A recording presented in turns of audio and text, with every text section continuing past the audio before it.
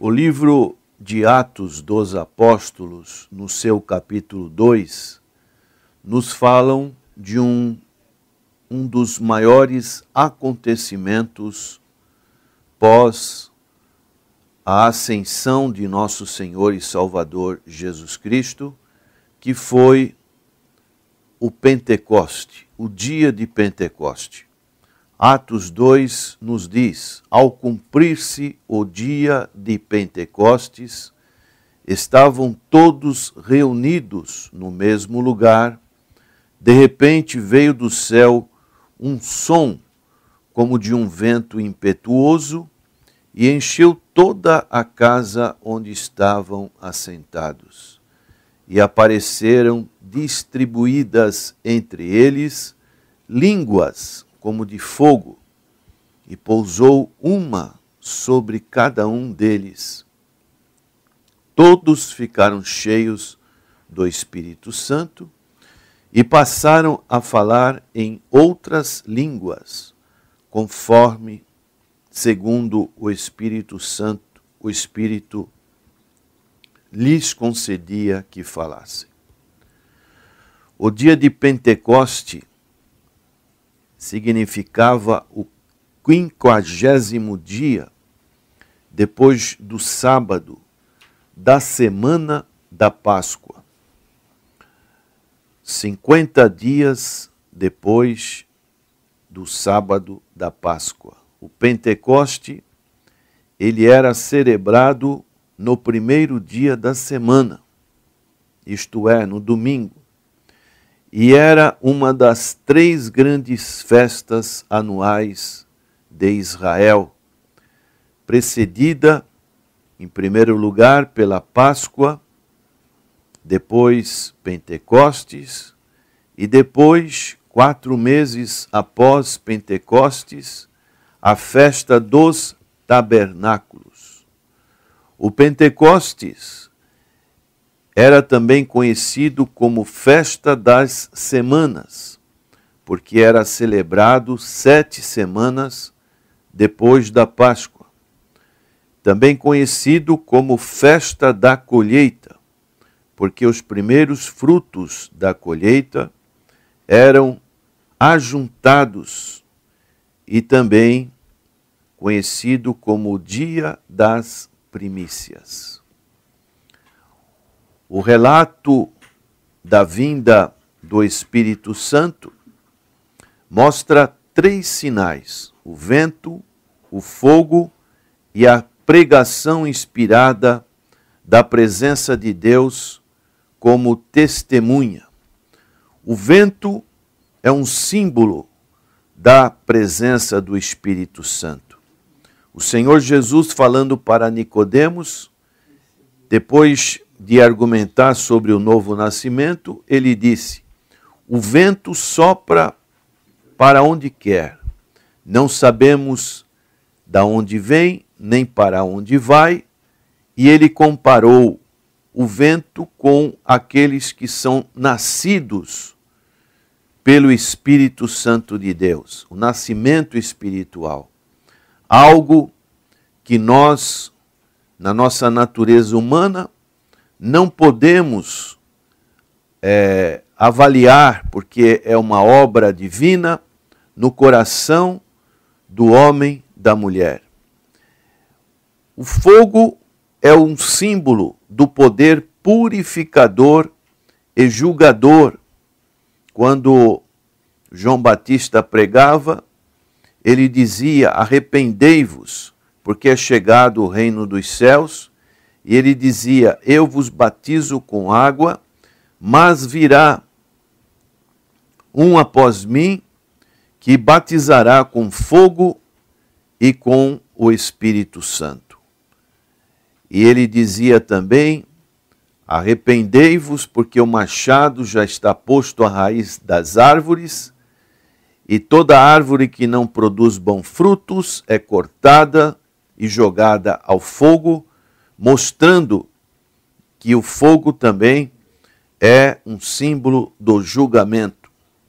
E as línguas as línguas repartidas eram vários idiomas falados em todas as partes da região mediterrânea oriental, que ia de Roma à Pérsia.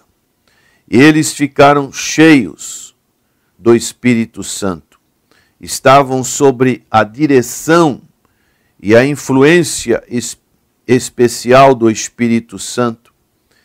Isso era evidenciado exteriormente pelo falar em línguas conhecidas, isso é, outras línguas, que aqueles visitantes nessa festa do Pentecostes se reunia vários judeus de várias partes do mundo e também prosélitos, pessoas que aderiram ao judaísmo, puderam ver aqueles pescadores com baixa escolaridade, ele falando em suas línguas natais.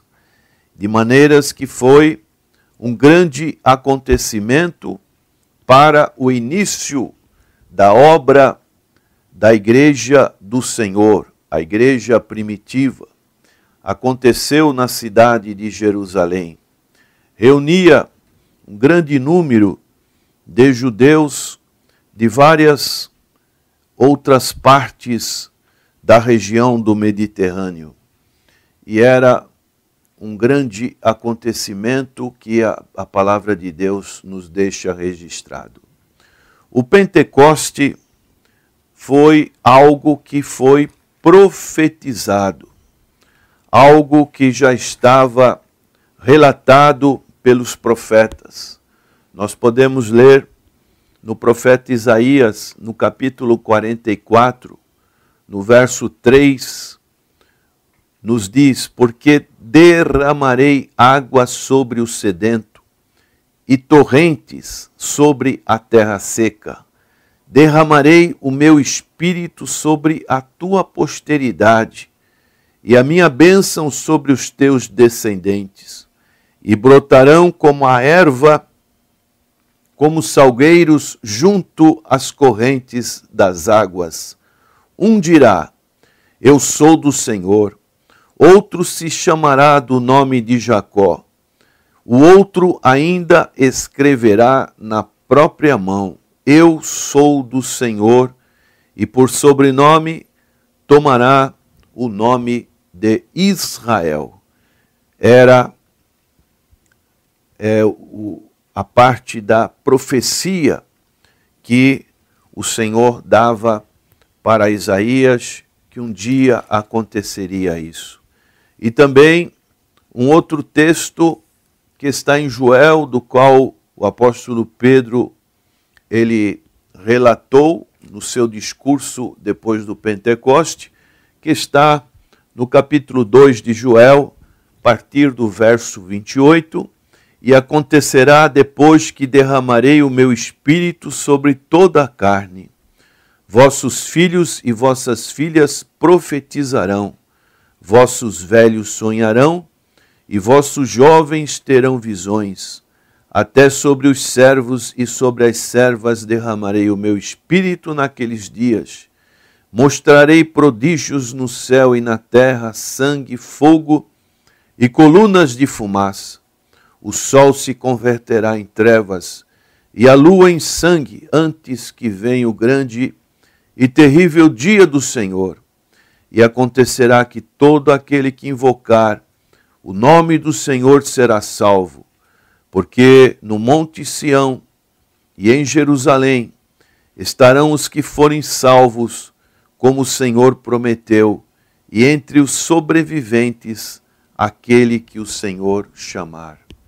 Então foi algo que foi profetizado, algo que foi prometido pelo Senhor Jesus no seu ministério terreno, quando ele esteve nesse mundo. Em Lucas capítulo 24, verso 49, ele pôde dizer: eis que envio sobre vós a promessa de meu Pai. Permanecei, pois, na cidade, até que do alto sejais revestido de poder. E ele repetiu a mesma coisa depois da sua ressurreição, e ele falou isso também no Evangelho segundo narrativa de João, capítulo 14 e no capítulo 15, quando ele falava a respeito do Espírito Santo, do outro Consolador, não deixaria órfãos, mas viria o Consolador. E o versículo mais importante a respeito dessa promessa encontra-se em Atos capítulo 1, verso 8, mas recebereis poder ao descer sobre vós o Espírito Santo e sereis minhas testemunhas, tanto em Jerusalém como em toda a Judéia e Samaria e até os confins dos tempos. Então, aos confins da terra. Esse é o Espírito Santo prometido. E daí, no texto que estamos analisando do capítulo 2, o Pentecoste foi cumprido. A condição era obedecer a palavra do Senhor Jesus Cristo, que disse: ficai em Jerusalém, até que do alto sejais revestidos de poder. O cumprimento ocorreu nesses primeiros versículos do capítulo 2, os sinais aconteceram como o vento, o fogo, a língua repartida, e os resultados foram que todos ficaram cheios do Espírito Santo. Aleluia. Todos os 120 que estavam aguardando ali no cenáculo, provavelmente na casa dos pais de João Marcos, aguardando esta promessa, eles ficaram cheios do Espírito Santo, começaram a pregar as maravilhas de Deus, interpretaram corretamente o fato, esse grande acontecimento, conforme Pedro falou do profeta Joel. Tornaram-se poderosos e intrépidos, testificaram do poder do Senhor Jesus, condenaram o pecado, interpretaram a morte do Senhor Jesus Cristo como único Salvador, e o resultado disso tudo foram que 3.000 almas foram convertidas. Podemos dizer que o Pentecoste não foi somente naquela ocasião histórica da igreja primitiva, mas o Pentecoste é para todos. Conforme Atos capítulo 2, verso 29 diz: irmãos, seja-me permitido dizer-vos claramente a respeito do patriarca Davi, que ele morreu e foi sepultado, e seu túmulo permanece até hoje. Então, Pedro estava falando dessa promessa que veio através de Davi, com cumprimento na pessoa do Senhor Jesus Cristo, e ele vai relatando esse fato histórico, e ele chega a dizer no verso 39, pois para vós outros é a promessa, isso é, para todos, para vossos filhos, e para todos os que estão ainda longe, isto é, para quantos o Senhor, nosso Deus, chamar. Então, a vinda do Pentecoste é para todos. O Pentecoste foi a vinda do Espírito Santo nos termos da promessa do Senhor Jesus Cristo. No verso 33, diz: exaltado, pois, à destra de Deus, tendo recebido do Pai a promessa do Espírito Santo, derramou isto que vedes e ouvi. Foi uma espécie de mudança de liderança. Agora o Senhor Jesus, ele tinha cumprido a sua missão, ele tinha que retornar aos céus e ele agora promete o Espírito Santo, conforme João capítulo 16, verso 7. Mas eu vos digo a verdade, convém-vos que eu vá, porque se eu não for, o Consolador não virá para vós outros. Se, porém, eu for, eu vô-lo enviarei. Significa que o Espírito Santo está na terra. Significa também que o crente, ele deve andar na plenitude do Espírito Santo. Ele deve ser cheio do Espírito Santo. E nós encontramos isso em Atos capítulo 4, verso 31, que diz: tendo eles orado, tremeu o lugar onde estavam reunidos. Todos ficaram cheios do Espírito Santo e com intrepidez anunciavam a palavra de Deus. E significa também o batismo com o Espírito Santo. O batismo no Espírito Santo é a mesma expressão que cheios do Espírito Santo. Em Atos 1, verso 5 diz: porque João, na verdade, batizou com água, mas vós sereis batizado com o Espírito Santo, não muito depois destes dias.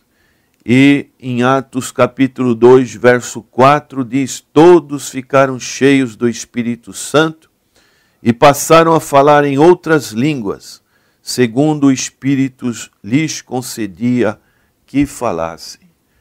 Então, essa promessa também é para os nossos dias.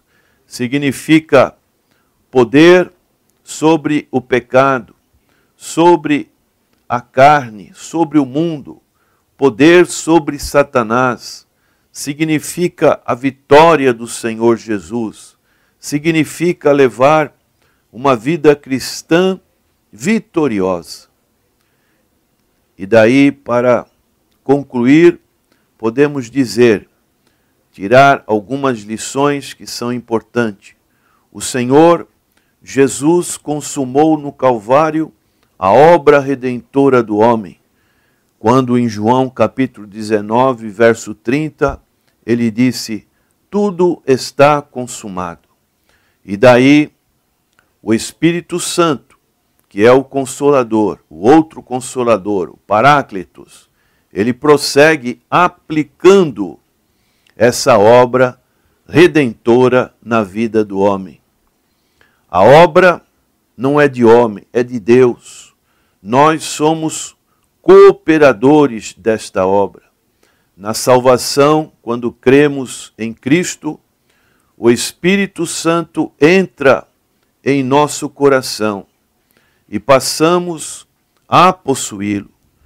Na conversão do apóstolo Paulo, nós podemos ver como foi este agir. Em Atos capítulo 9, verso 3, diz: seguindo ele estrada fora, ao aproximar-se de Damasco, subitamente uma luz do céu brilhou ao seu redor, e caindo por terra, ouviu uma voz que lhe dizia: Saulo, Saulo, por que me persegues? E ele perguntou: quem és tu, Senhor? E a resposta foi: eu sou Jesus, a quem tu persegue. Mas levanta-te e entra na cidade, onde te dirão o que convém fazer. A obra que o Senhor Jesus realizou no coração do apóstolo Paulo. E depois disso, Paulo recebeu a visita de Ananias, que orou por ele, e no verso 17 do capítulo 9 diz: então Ananias foi e, entrando na casa, impôs sobre ele as mãos, dizendo: Saulo, irmão, o Senhor me enviou a saber, o próprio Jesus que te apareceu no caminho por onde vinhas, para que recuperes a vista e fiques cheio do Espírito Santo. O Espírito Santo, ele habita na nossa vida. Paulo diz que nós somos templos do Espírito Santo. E para que o Espírito Santo possa habitar, possa nos possuir, nós realmente devemos querer que isso aconteça. Devemos nos submeter à vontade do Senhor Jesus. Devemos nos separar, nos purificar do pecado e crermos absolutamente na palavra de Deus através das Sagradas Escrituras. Que você, prezado ouvinte, também seja cheio do Espírito Santo. Que a sua vida receba a plenitude do Espírito Santo de Deus. Vamos orar. Senhor, que a tua graça que foi manifestada no dia de Pentecoste continue a ser manifestada nesses dias. Vivemos dias difíceis, dias de grande incredulidade e indiferença para com os valores do teu reino. Que o Senhor possa mudar essa situação e que muitas vidas cheguem ao conhecimento da verdade em Cristo Jesus, Senhor e Salvador nosso. É a nossa oração. Amém.